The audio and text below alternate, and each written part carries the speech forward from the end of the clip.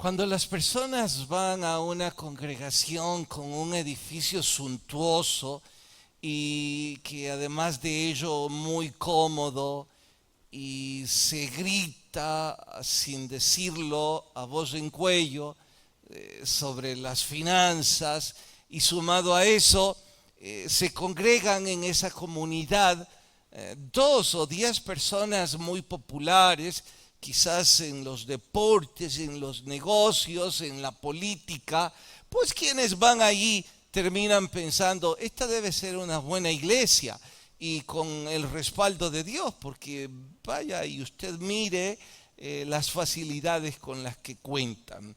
Bien, curiosamente, la iglesia más portentosa que jamás volvió a existir, me refiero en cuanto a su poder, en realidad no tenía nada de lo que ahora a la gente le impresiona. Estoy diciendo que no tenían un edificio, quizá un segundo piso rentado por unos pocos días y tan chico que un puñado de casi 120, pues no cabían más ahí. Pero no tenían problemas de dinero porque no había dinero que contar. Tampoco había gente influyente. No es que hubiera políticos o gente muy popular que atrajera multitudes. En realidad eran todo lo contrario. Más bien estaban sufriendo una especie de persecución. Pero bien, aún con todo el contraste que ya he dicho, esta ha sido la iglesia más portentosa de la historia. Como simple ejemplo se los demuestro. El primer alcance evangelístico que ellos llevaron a cabo sin proponérselo. No es que lo planificaron, no es que dijeron, bueno, traigamos estas personas de este sector, demos este anzuelo y preparemos esta cruzada y así entonces vamos a tener un gran alcance. Insisto, no es que esté mal planificar, hay que hacerlo y hay que hacerlo bien. Estoy diciendo que estos en su primer alcance evangelístico no tenían ni siquiera planificación, pero ni la remota idea de lo que iban a hacer. Y aún así, en esa primera cruzada, más de 3,000 personas se arrepintieron y se convirtieron al evangelio del Cristo resucitado. ¡Wow! Vaya poder, ¿no? ¿Qué predicador no quisiera, qué organización no quisiera tener ese alcance? Entonces viene la pregunta, ¿cómo es posible? ¿Cómo consiguieron ese resultado? Bueno, la respuesta, aun cuando parece simple, es un poco compleja. Hay que estudiarla. Es que esa iglesia de la que yo estoy hablando tenían el poder del Espíritu Santo. Y eso es lo que nos va a ocupar desde ahora y qué sé yo cuántas más semanas. ¿Por qué? Porque ese es un poder al que las iglesias de hoy día también tienen acceso. El problema grave es que quizá y solo quizá no nos hemos dado cuenta, no sabemos nada al respecto y por ello no tenemos ni un poco siquiera de todo ese poder. Nuestro estudio de hoy gira alrededor de eso y de la fecha en cuando ese poder vino a ellos. Nuestro sermón se titula Pentecostés. Vayan al libro de Hechos capítulo 2. Libro de Hechos capítulo 2. Y cuando lo encuentren, por favor dejen una marca porque voy a invitarles a buscar un pasaje paralelo. Hechos capítulo 2. ¿Lo encontraron? Bien, ahora busquen en sus Biblias el libro de Ezequiel capítulo 36. No es mi costumbre, creo, llevarles a pasajes paralelos, pero esta vez creo es importante por 2 razones. Una, es la promesa de lo que estaba a punto de suceder. Ezequiel capítulo 36. ¿Sí lo encontraron? Bien. Ezequiel capítulo 36. Aún no les doy la cita a propósito. Necesito que me entiendan. Por eso no les doy el verso. Ezequiel capítulo 36. Si alguien aún no lo encontró, sin pena, búsquenlo en el índice. No se preocupen. Yo concluyo que ustedes es primera o segunda vez que vienen a la iglesia, no saben cómo buscar ese libro. Ezequiel capítulo 36. Los que ya tienen años en la iglesia, sí, qué pena que no saben. Pero en fin, nadie sabe que usted es viejo en la iglesia. Ezequiel capítulo 36. Ahora sí, Ezequiel fue escrito varias o muchas centurias antes que el libro de los Hechos. Lo que estoy por leer en Ezequiel fue dicho mucho tiempo atrás como una profecía de lo que sucedería. Hechos es el cumplimiento de esa promesa. ¿Me he dado a entender? Bien, entendamos entonces cuál es la promesa. Capítulo 36, ahora vayan al verso 26. Y dice, este deberían marcarlo, es un verso para saber de memoria. Para mí es uno de mis favoritos, sobre todo porque tengo una cardiopatía. Eso significa que mi corazón tiene una deformación. Aquí dice algo al respecto. Capítulo 36, versículo 26. Os daré corazón nuevo y pondré espíritu nuevo dentro de vosotros y quitaré de vuestra carne el corazón de piedra y os daré un corazón de carne y pondré dentro de vosotros mi espíritu y haré que andéis en mis estatutos y guardéis mis preceptos y los pongáis por obra.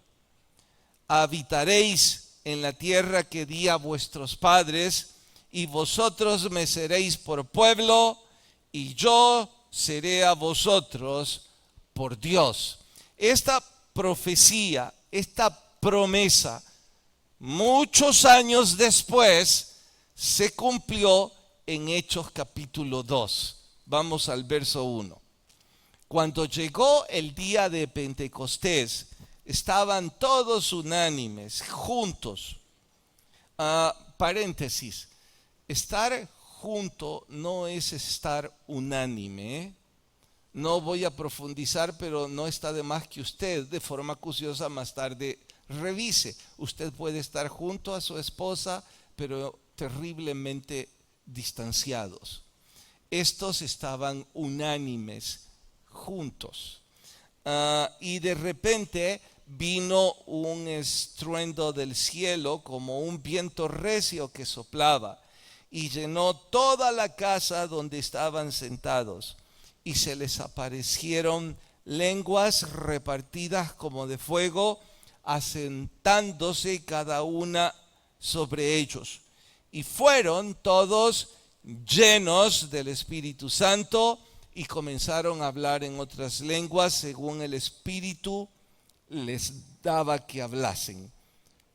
Leemos hasta ahí, por favor oren conmigo. Señor, te rogamos que sea tu Espíritu Santo el que también hable hoy a nuestros corazones, que obres tan grande milagro que de una forma parecida a la que en Pentecostés descendieron lenguas como de fuego, ahora descienda un espíritu a nuestro espíritu que nos deje entender, abrazar y amar lo que estamos por estudiar.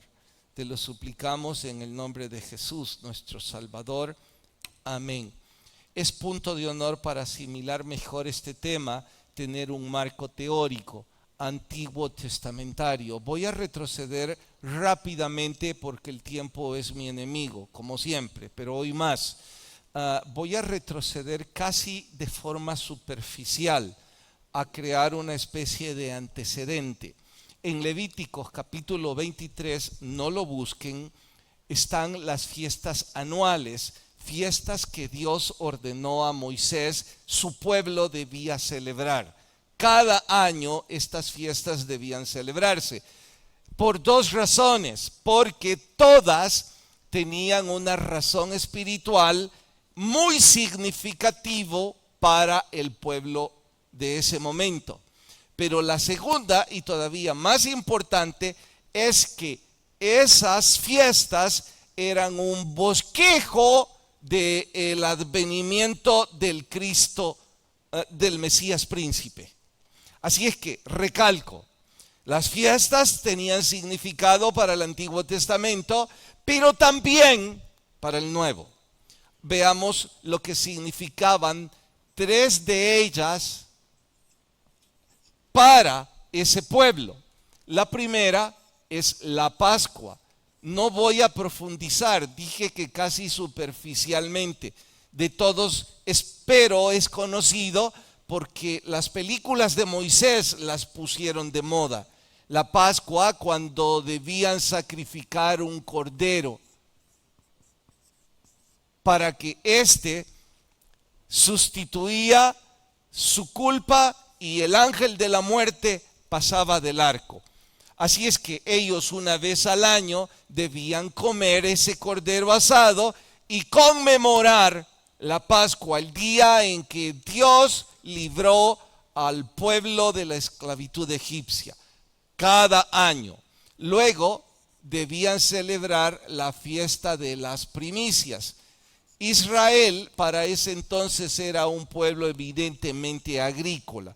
Sí, ganadería, sí, un poco de comercio, pero por sobre todo era un pueblo agrícola. Esto significa que esta fiesta estaba íntimamente relacionada con su trabajo. Primicia significa los primeros frutos. Así es que cuando los primeros frutos del tiempo de la siembra venían, ellos debían llevar esos primeros frutos al sacerdote, al templo y hacer una fiesta. El sacerdote tomaba de cada familia una gavilla de cebada.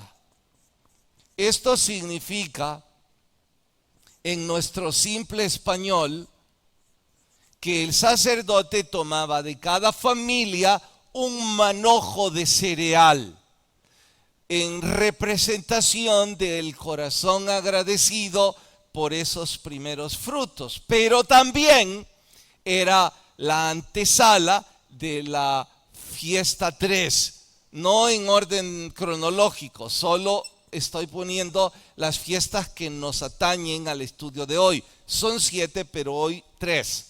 Luego venía la fiesta de Pentecostés. Era llamada así porque en simple español Pentecostés se traduce como 50 y es 50 días después de la Pascua. Significa que ya que son un pueblo agrícola, su calendario giraba en torno a su trabajo en la tierra y ellos sabían muy bien que 50 días después de esta fiesta vendría la época de la cosecha, de la corta del fruto. En esa fiesta, además de que celebraban la abundancia de fruto, en forma simbólica daban gracias por la ley recibida en el Antiguo Testamento. Voy a poner por la ley de Moisés, lo que les volvía un pueblo libre, próspero y con abundantes cosechas era precisamente la ley de Moisés, que les había además liberado de la esclavitud egipcia. Y bien, esto era lo que se celebraba en el Antiguo Testamento. Esto es una especie de modelo de lo que estaba por venir.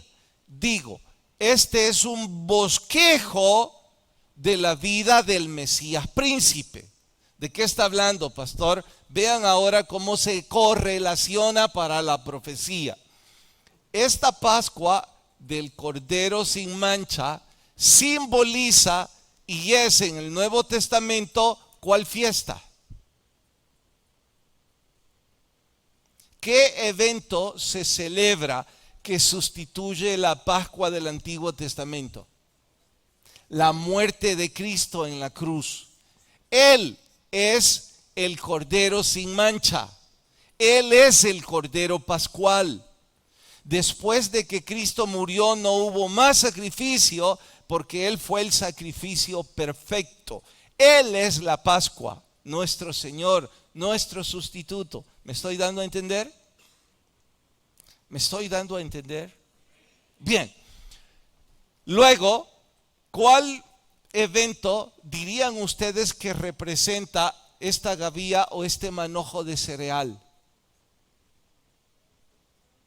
Sin duda alguna es la resurrección. ¿Por qué?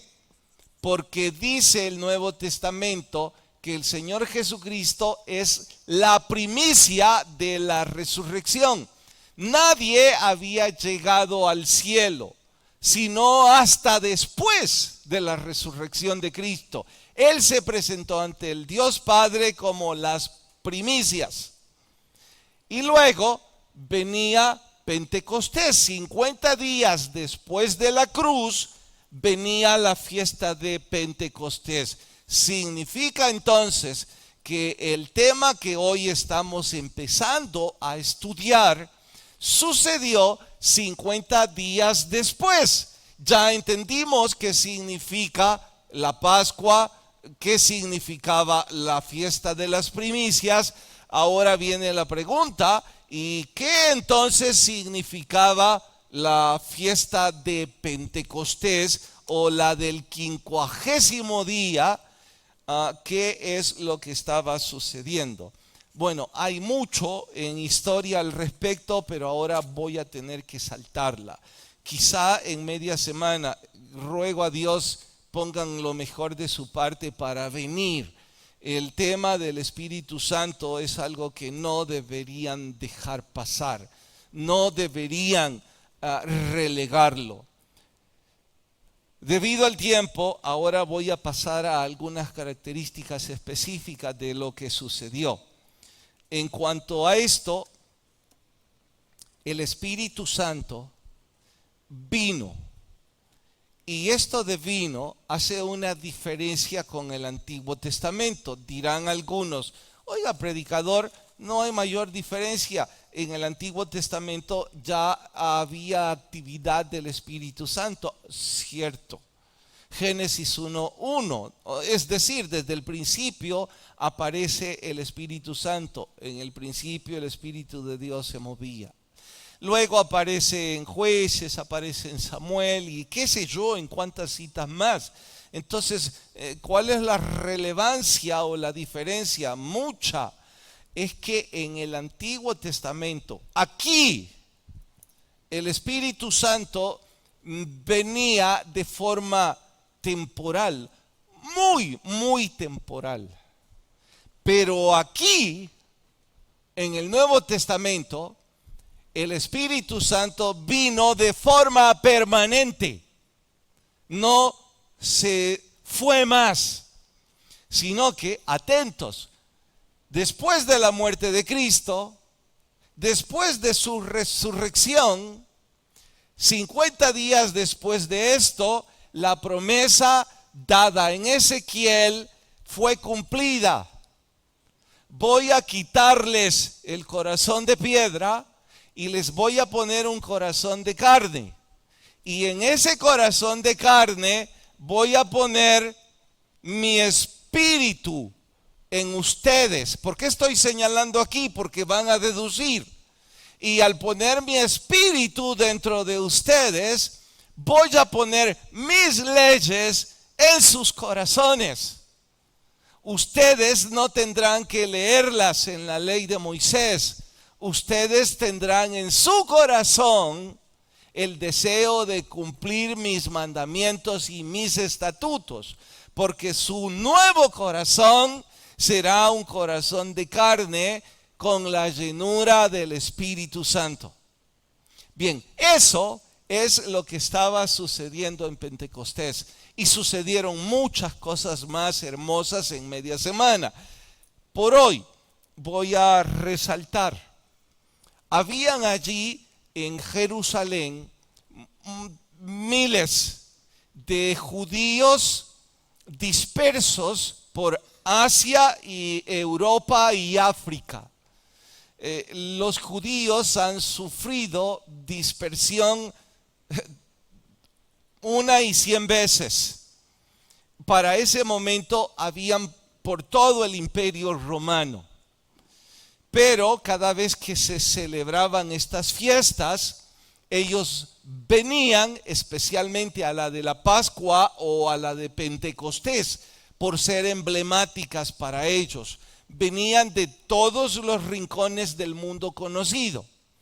Para ellos, su lengua primaria en segunda y tercera generación ya no era el hebreo.